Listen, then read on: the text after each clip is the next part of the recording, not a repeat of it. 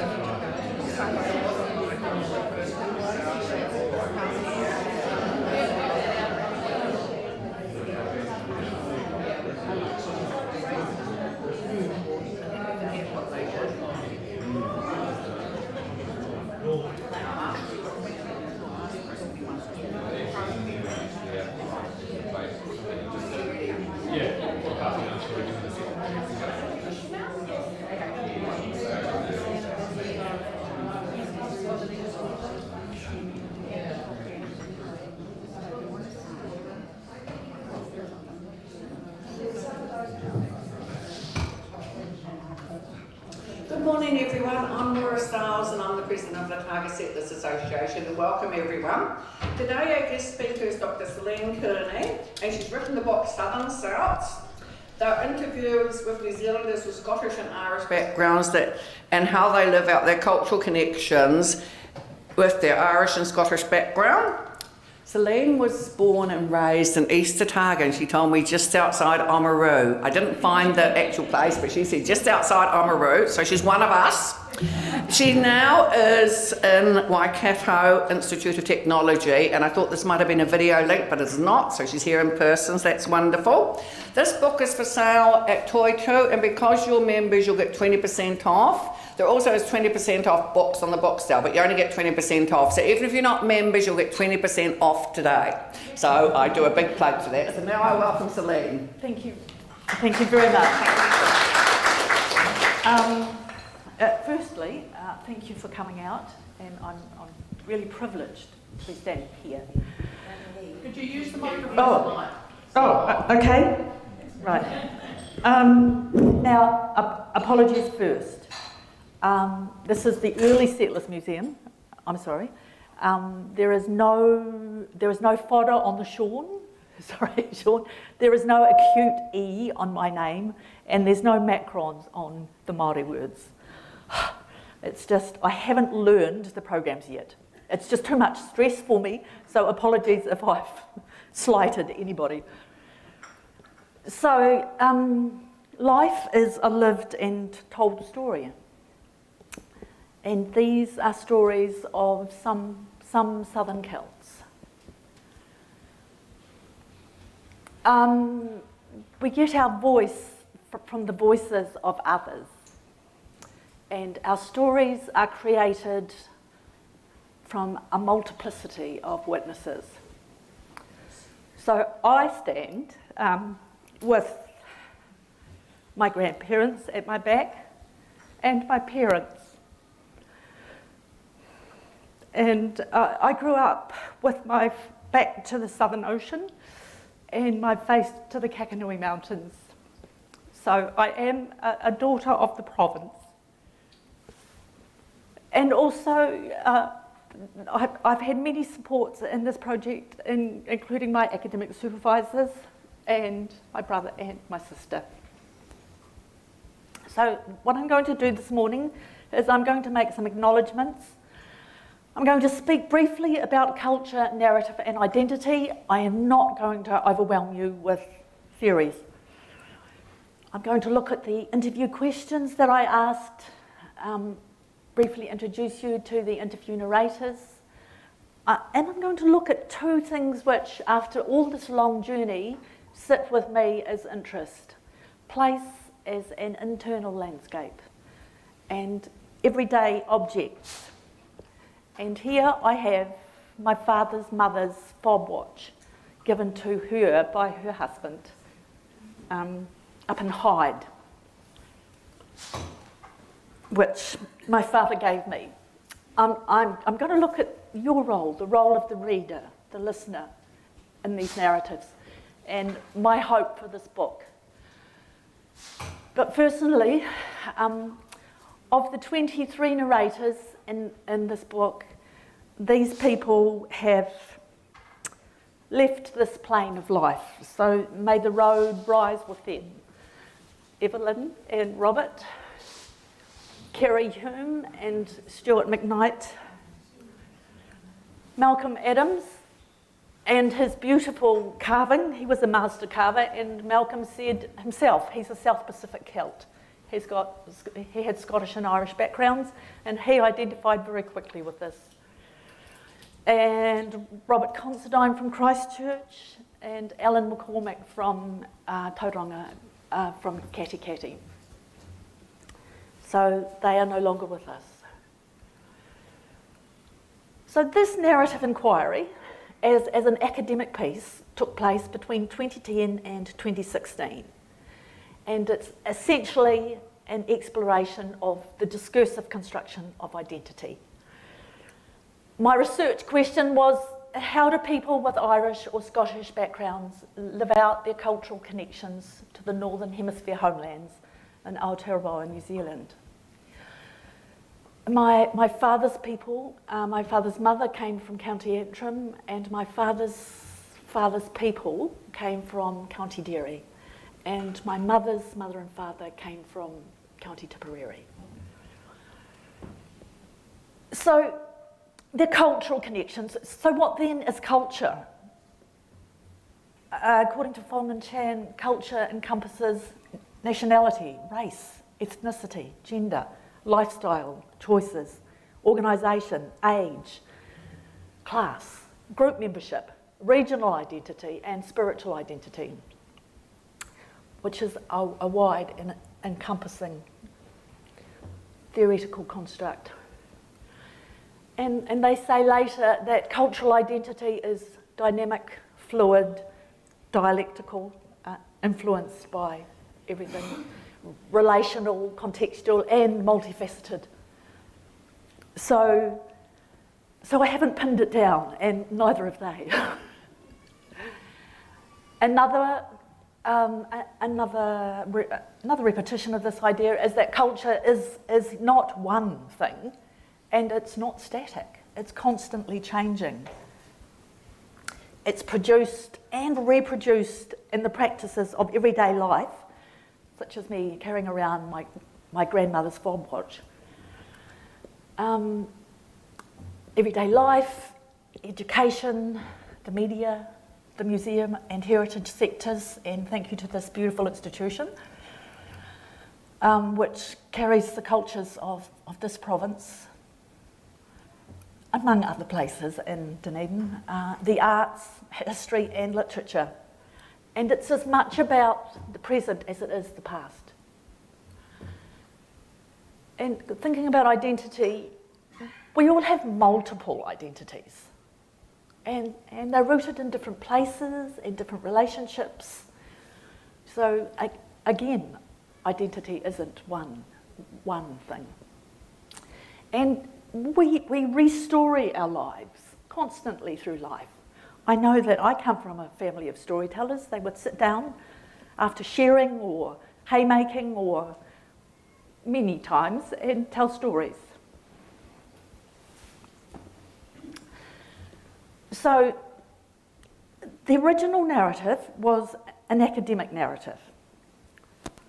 This one is rewritten for an easier readership, I think, in the rush of a busy day and getting home from work, or just perhaps sit down and read one interview, as I did the other day, and nearly went to sleep anyway. Anyway, so for the academic narrative, I did 40 interviews. After 15, Martin said to me, "Celine, enough." He had the weighty role of my academic supervisor. And I was so interested to talk to people from different parts of the country that I just kept going and got to 38 and 2 through email. Of Irish and Scottish background, and some with Māori strands in their whakapapa. So ages ranged from 30s to 80. They were born in the homelands of Ireland or Scotland, or up to 5 generations or even 6 generations here in Aotearoa. And the texts that I started with were between 3,000 to 7,000 words each. Now, over some years, this book has now 23 narrators. One narrator chose not to be involved, and my family story. So narrative. According to Clanton and Connolly, life is a lived and told story. And in that space, there are 3 dimensions to that conceptual space. There's time, which is past, present, and future. There's place, which I started off with as New Zealand, or parts of New Zealand, or Ireland, or different counties in Ireland, or parts of Scotland. But actually, I came to a feeling that there is a concept of place that we hold in our bodies and in our minds. And the third dimension is the individual and their own social context of now, and all the factors which have created them for now. And the narratives, I think, provide insights into interviewees' multiple identities and how they have negotiated and nurtured their Scottish and Irish cultural identities. I just want to show you that symbol. My sister bought me the brooch back from Ireland 20 years ago now, at least 20. Her children have grown, so it must be 20. And I had it made into an image. And it is in the text too. And it reminds me of the koru. And it's Irish. It's an Irish symbol of life growing constantly. So I just thought that was a beautiful connection for Aotearoa. Very quickly, all these very good people who said yes when I asked, what did I ask them? I asked them 10 questions. What's your background? Have you visited the homelands? How has this cultural connection expressed itself in your life? Do you have particular stories? Do you speak any of the languages, or do you think that's important? Does your choice of business or art or music or hobbies reflect this cultural connection? Has this connection shown itself at particular times of your life? Has your attitude to this cultural connection changed over time? Is there anything in the Kiwi psyche you can link to Celtic or Gaelic roots? Now that is a humongously stereotypical notion, the Kiwi psyche. And technically, all my underpinning literature says there is no one Kiwi psyche. But I asked that question and people answered it. They had answers for it. So that in itself legitimised it.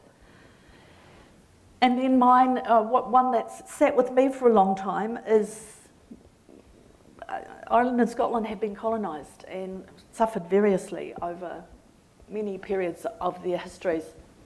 So did people think that this experience had influenced how people of those cultural backgrounds have related to Māori and the colonisation of this land? So, the people, business people, Helen Kilts of this town, Whiskey Galore of Christchurch, and the Scottish shop. Is Erin? Oh, Erin, fantastic. Oh, Erin, I would have greeted you. I'm so sorry.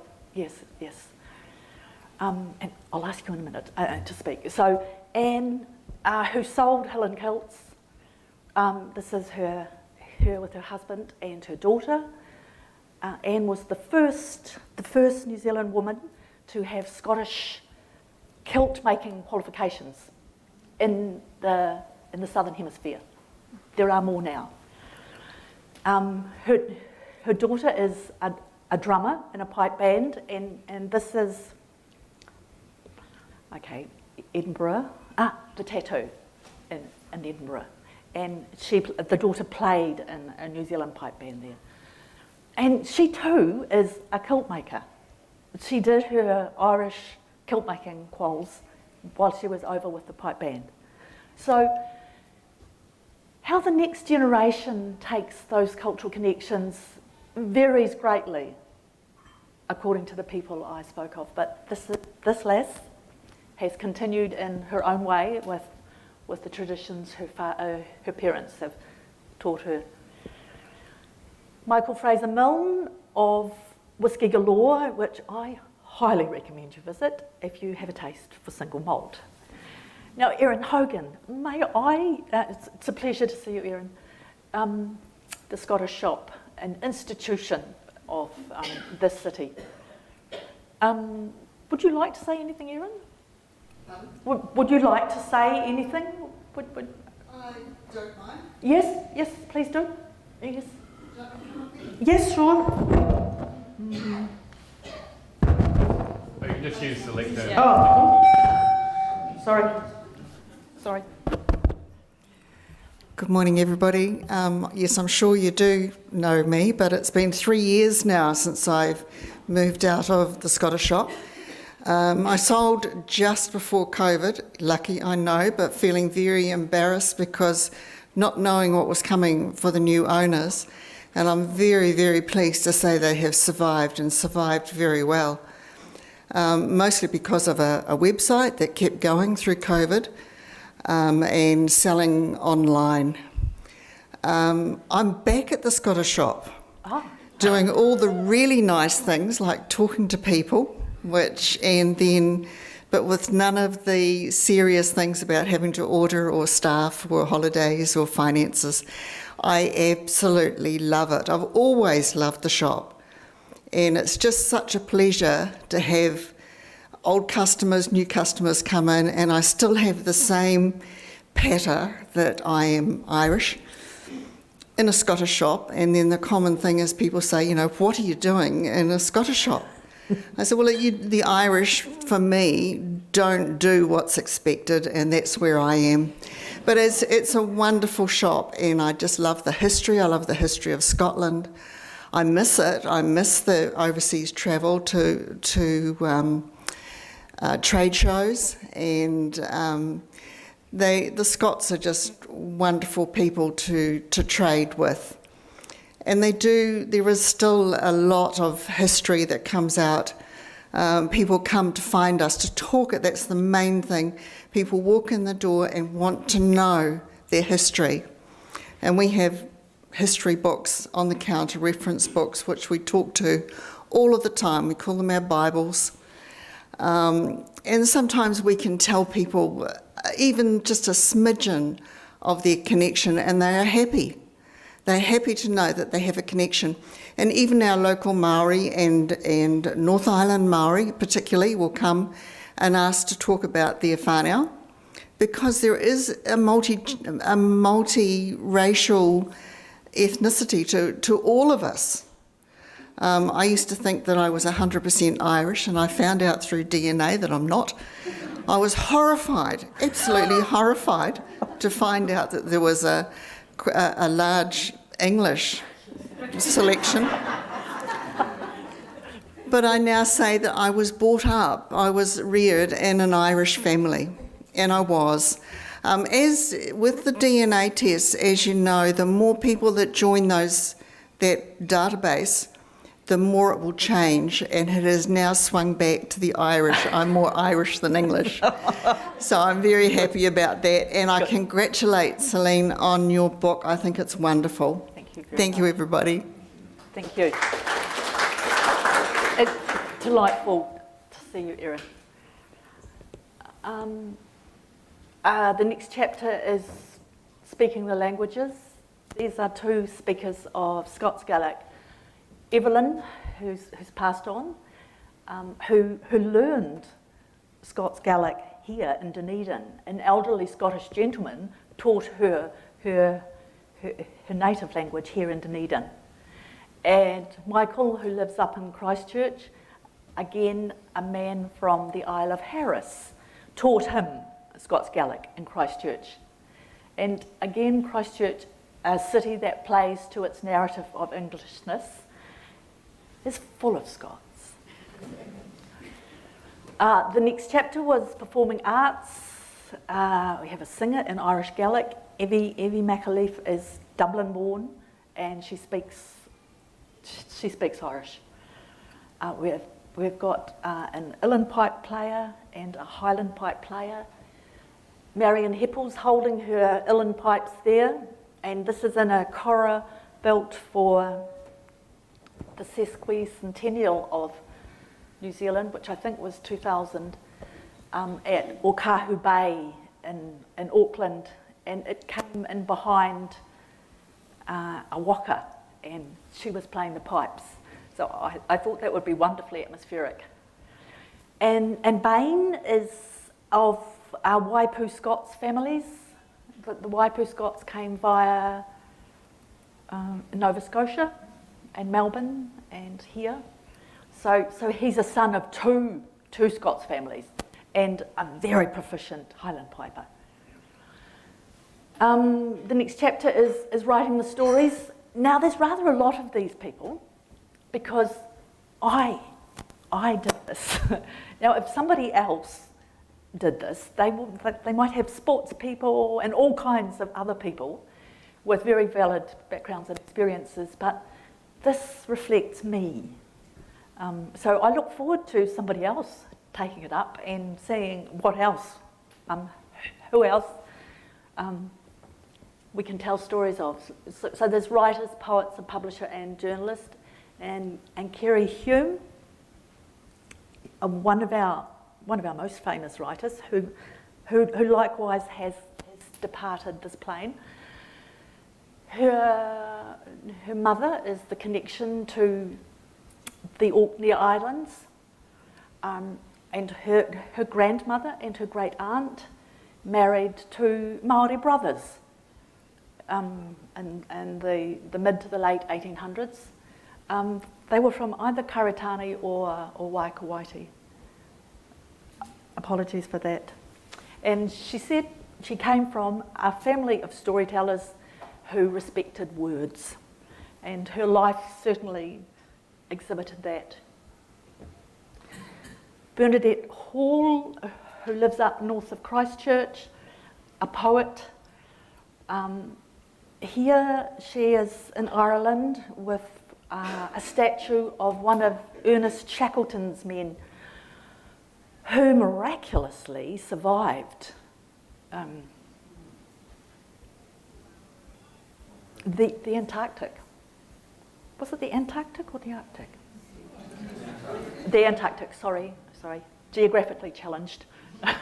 But phenomenally brave.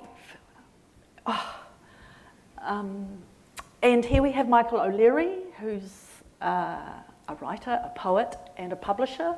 His imprint, the Earl of Seacliff, has published quite a lot of our well-known writers. He lives up in Paikakariki. He was in Dunedin for many years. He has Te Arawa background. Coral, a fiction and a non-fiction writer. And do you think we get to look like our pets? I just love it. I do think we look like our pets after all. And I'd be happy to look like this pussycat. Coral is Dublin born and green rather than orange. And she said she felt like people didn't really think she was properly Irish when she got here in the late 1950s and 60s with her mum and dad and her grandmother, one of her grandmothers. Hers is a fascinating read. Her sister used to work here. Oh, really? Fantastic. Fantastic. Fantastic. Great. Oh, well, weaving in another person, another life, another story. I don't have an address for Coral at the moment. Anyway, I'll talk to you later. And this is Laura Mills.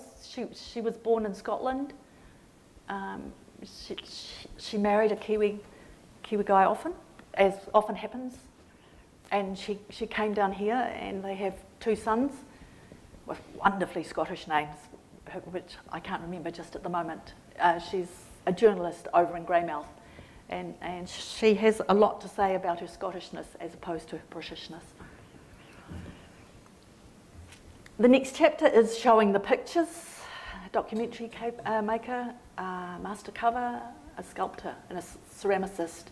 This is Kathleen Gallagher, who's a poet and a playwright. She lives in Christchurch. She and her family are in Christchurch, of Irish background, of West Coast Irish stock. And she's made many documentaries, which are beautiful stories. Actually, Patrick took this photo. Kevin's oldest son, my brother Kevin's oldest son, Patrick, took that photo. So I have to acknowledge all the photos I have in the book, but not here. Malcolm, again, departed, a master carver, and a self-described South Pacific Celt. Dennis O'Connor of Waiheke Island, Irish father. And I come back to Dennis later. The next chapter is praying the prayers about spirituality and religion. John Hunt is a Presbyterian minister, a beautiful man, and he's taught Celtic spirituality, his understandings of Celtic spirituality, all his ministry life. He has retired now. And Anne is Anne, who's in the middle. Anne came out in 1970 with her mum and dad from Belfast, leaving behind the violence of the Troubles, and they settled in Oamaru, and I went to school with Anne. Anne is a religious studies teacher at the wee Catholic primary school. Actually, it's much bigger than it used to be. Yes. And she says when they study, who am I? Many of them have an Irish or Scottish or Welsh background, or background from other places. Sports. Stuart McKnight, bless him, likewise on his way, was a curler up in Ranfurly. And I found out in conversation with Stuart that one of my father's maternal cousins, a Kinney, was a curler in that club. So it's interesting what you find out when you start telling stories. Charlie Dunn, Te Rārawa in the Hokianga, has Irish, Scottish and English backgrounds. And his narrative, his story of trying to gain control of the land which was the peoples were dispossessed of up in the north, is so resonant with what happened in Ireland. Ireland I know, so I can't speak for Scotland. Yes. A large family to contribute to the future. And the final one was telling the stories, and I put these people to kind of bookend the narratives, because I think it's really important. A genealogist, a Treaty of Waitangi educator, and Sean, and I'll ask you at the end to stand and speak a little bit, if you would. This is Ellen McCormick. Her people were Irish linen people, and her other side were Scots. She wrote a history with another woman of Catty, up in the coast of the North Island, which was settled by a group of Orange Irish from the north of Ireland, before it was Northern Ireland. And Robert Consedine here, with his wife Trish at the back, who started Treaty of Waitangi Associates, who spent decades doing education about the Treaty of Waitangi and encouraging people to look at where their parents or grandparents or where their whakapapa started, to try to gain some understanding of the implications of what happened here in this land to Maori, and the implications of the treaty for bringing some justice to the past, if you can, or indeed the present. And Sean, would you like to stand and speak a little? I haven't heard from you for a long time. Dear Wife, Ken Fwy Wilshiv, Sean Roshna Khan Sanamdom, Roga Kaka Togach me I Timru, Agus Tami Mahoni I Ganeden Anish, Ach Honig Mashinshire as Erin.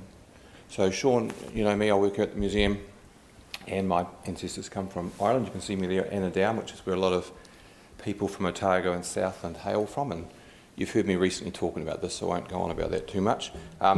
This seems like a long time ago we did this. It is. Celine. It was 2010. 2010, yeah.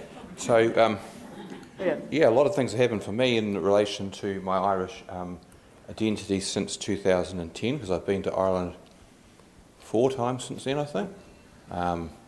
And I've been learning the language, as I sort of try to demonstrate there. Anyone can do that, by the way. There's a weekly online class with Conran and Gallagher now. So anyone can do that, but it's bloody hard. So. Yes. And I love working here, and we've recently produced a film, Celine, called Journey to New Edinburgh, which explores the principally the Scottish roots of Otago's population and how there came to be a Scottish settlement here. And we've just launched that a few weeks ago, so many of you have been to the launch of that, and it's online now. Our first 2 episodes of that. There's going to be 8 episodes altogether, so there's more to come. And one of those episodes is called The Greening of Otago and looks at the Irish aspects of Otago's foundation. So enough from me. Okay. I look forward to reading what I said back in 2010. Thank you. Yes. The years go. Time passes. Okay, so the 2 things that I remember out of this, time passes and I forget quite a lot, but this I feel I remember. Dennis, who's this sculptor up on Waiheke Island, his father came out here just before World War II, and war was announced, and of course he was Irish, and the Irish didn't support. Didn't formally as a nation support that war, though hundreds of thousands of men, 100,000 Irish men fought in that war, and women no doubt too. So his father got put down a mine up in Huntly to work in a mine just so because he was an enemy alien. Dennis said that his father never really landed here. And Dennis described that when he was a Hodgkins Fellow down here in 85, and he used to go into Central Otago. He spent quite a lot of time in Central Otago. And he recalled that something was absolutely a dam overflowing, because I recognised the landscape in Central as the internal landscape that he was speaking from. His father, I think his father must have come from Clare, down on the Burren, that's quite rocky, which does have something of a resonance with parts of Central. And this land in Otago clearly represented where his father came from. And he said, this unleashed a body of work over 3 decades, that's a lifetime of work, just that realisation that I finally understood my father was actually talking from his native landscape, not the New Zealand landscape, which I think is very powerful. And obviously for Dennis, he made a lot of art out of that. Now, this is my mother, Eileen Kearney, or Eileen MacDonald, or MacDonnell if you're in North Tipperary. Mum reckoned that the immigration officer in I think Grad Dan came out about 1911. We have no specific time. I've never hunted for his ship. I really don't know. I knew him and loved him. I don't need to know which ship he came on. But we have his letters. And Mum's mother came out in 1920, left the violence that was happening there, 2021, all of those years. And the school teacher told her mother that her Irish accent up in Auckland in Northcote was too strong. She needed to go and play with the neighbours' kids, which I think is beautiful. And as I've been a teacher of language for most of my professional life, I'm still telling my students to go and find some Kiwis, somebody that speaks English, and talk to them and listen to them. So one wild night up on the coast, just out of Oamaru, on the road to Kakanui, the wind was howling around the macrocapa hedge that our farmhouse was sheltered by. And Mum said, it's the banshee. And I knew that the banshee was the fearsome Irish fairy that presaged no good. But nothing bad happened to us. But obviously my mother held that cultural connection to the elements being alive all her life. Well, I was a teenager then, yes. And it reminds me of the taniwha, which I'm quite fond of. I'm quite fond of, which I don't really understand the roots of the taniwha, but I would like to compare the taniwha and the banshee one day. Okay, so this is nearly the end, which you'll be pleased to know.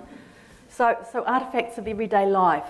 I have my father's mother's watch, and I have my mother's wooden box that left from an English port. She left from Tipperary and went over the water to London. It left from Tilbury docks. And this is Coral Atkinson up in Governor's Bay. She said, I find it so difficult to throw things out that belong to my family. And she recounted the story. There was a big late Victorian cake tin with a picture of a little girl on it, which is from my father's parents that came to New Zealand with us. So she came as a young teen or a little bit younger in 1957. Gradually, the picture of the little girl wore off and she began to disappear, and the box got more and more rusty. And she said, I felt a pang on the day that it was sent to the dump. In fact, she had to get a husband to take it because she couldn't bear to see it going off with the rubbish. And in order to give it some sort of eternal life, she wrote a description of the box into her novel, The Love Apple. So she's written several novels. Because it seemed to me the only way I could keep it forever. She said these artefacts do symbolise loss in a way that they're sort of chipping away of what is left of my family and my Irishness, Dublin born. Yeah. I think it's like being in bed with inadequate coverings. You're constantly sort of clawing up at them to pull them up to your face, and then your feet stick out and get cold.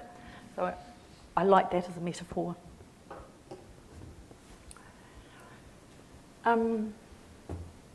So a lot of academic work requires very heavy, dense explication and argument, which is for that context. But for this context, I want evocative stories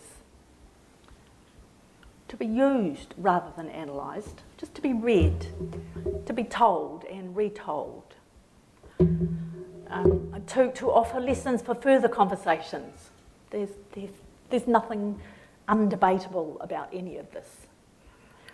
And to substitute the companionship of intimate detail for the loneliness of abstracted facts.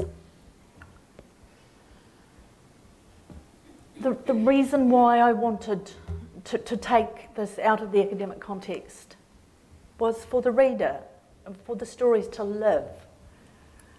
And Alison Boschner say the usefulness of these stories is their capacity to inspire conversation from the point of view of the readers, who enter from their own perspectives, of their own lives. And they're invited to take the story in and use it for themselves. And readers become co-participants in this narrative, examining themselves through the evocative power of the narrative text.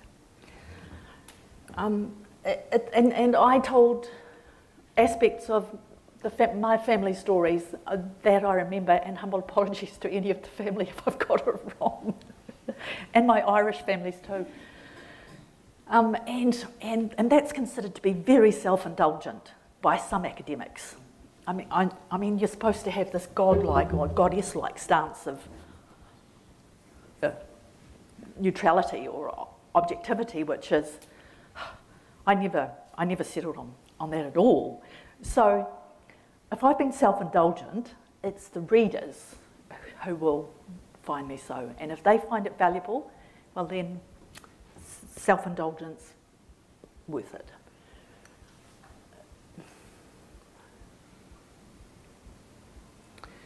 So an underlying attitude for me with this is that respect for the mana of each group in society in a hugely multicultural society, being challenged to face our colonial history. If we can acknowledge the mana of our early settlers of Scottish and Irish, and also our new immigrant, Scottish and Irish, well, this, I hope, will contribute to a tolerant society. Thank you very much.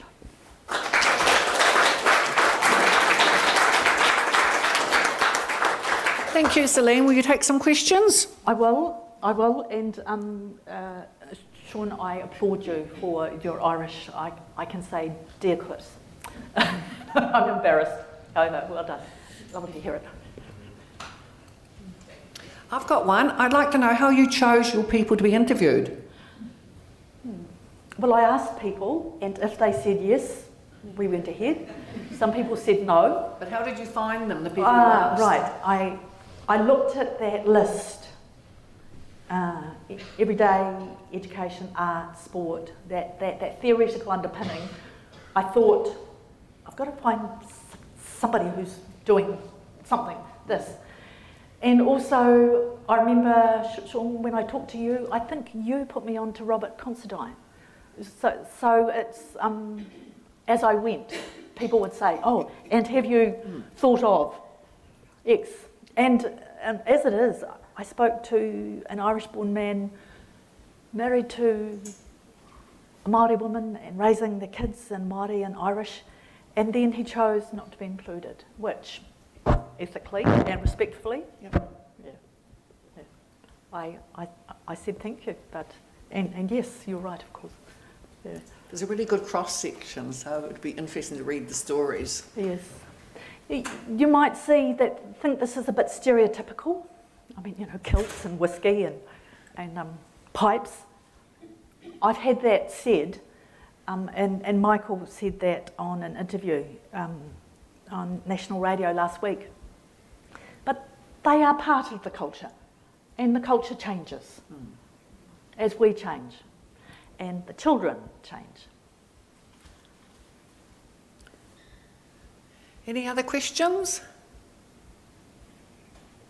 Well, I'd just like to thank Celine. I've got my copy and I'm finishing a book at the moment, so I think I'll read it next because I love narrative. I always find that really good to read about people's thoughts and how they came to where they were. So the book's for sale, so I endorse the publication of it. And thank you so much for speaking to us today. Thank you.